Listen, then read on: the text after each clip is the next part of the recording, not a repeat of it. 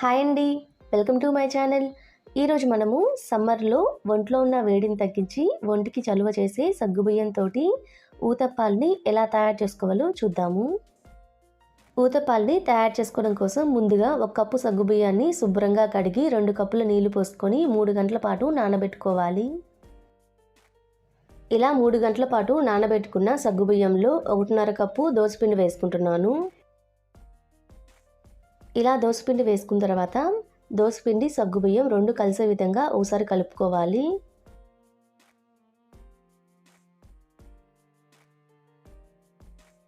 ఇలా కలుపుకొని ఇందులో కొంచెం నీళ్లు పోసుకొని పిండి మొత్తాన్ని మరోసారి కలుపుకోవాలి. ఊతపానికి పిండి యొక్క కన్సిస్టెన్సీ అనేది ఈ విధంగా ఉండాలండి. ఇలా ఉంటే సరిపోతుంది. ఇప్పుడు ఇందులో 1 టేబుల్ స్పూన్ జీలకర్ర, కొన్ని కరివేపాకు రెబ్బల్ని కట్ చేసుకొని వేసుకుంటున్నాను. ఇందులోని సన్నగా తరిగిన 2 పచ్చిమిర్చి, అలానే సన్నగా తరిగిన 2 ఉల్లిపాయలను వేసుకుంటున్నాను. ఇందులోని ఒక చిన్న ఇంచు అల్లం ముక్కను కూడా సన్నగా తరిగి వేసుకుంటున్నాను. అలానే సన్నగా తరిగిన కొత్తిమీర, మీ టేస్ట్కి సరిపడినంత ఉప్పు వేసుకోండి. ఇలా వేసుకొని పిండి మొత్తాన్ని మరోసారి కలిసే విధంగా కలుపుకోవాలి. ఇలా పిండిని కలుపుకొని పక్కన పెట్టి స్టవ్ ఆన్ చేసి ఒక ప్యాన్ పెట్టుకొని ఇందులో ఒక 1/2 టేబుల్ స్పూన్ ఆయిల్ వేసుకొని ఆయిల్ కొంచెం హీట్ అయిన తర్వాత ఇందులో రెడీ చేసుకొని పెట్టుకున్న పిండిని ఊతప్పంలాగా వేసుకోవాలి.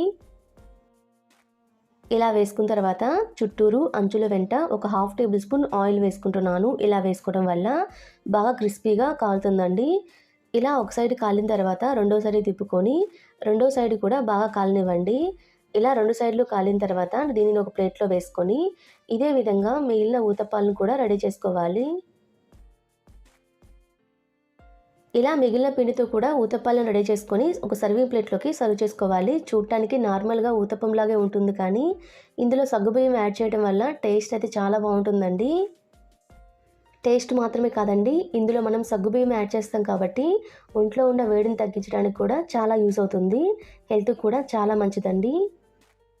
ఇలా రెడీ చేసుకున్న ఊతప్పాలని ఒక సర్వింగ్ ప్లేట్లో పల్లీ చట్నీతో కానీ కోకోనట్ చట్నీతో కానీ సర్వ్ చేసుకుంటే వేడి మీద క్రిస్పీగా, చల్లారిన తర్వాత సాఫ్ట్గా, తినేటప్పుడు టేస్టీగా చాలా బాగుంటుందండి.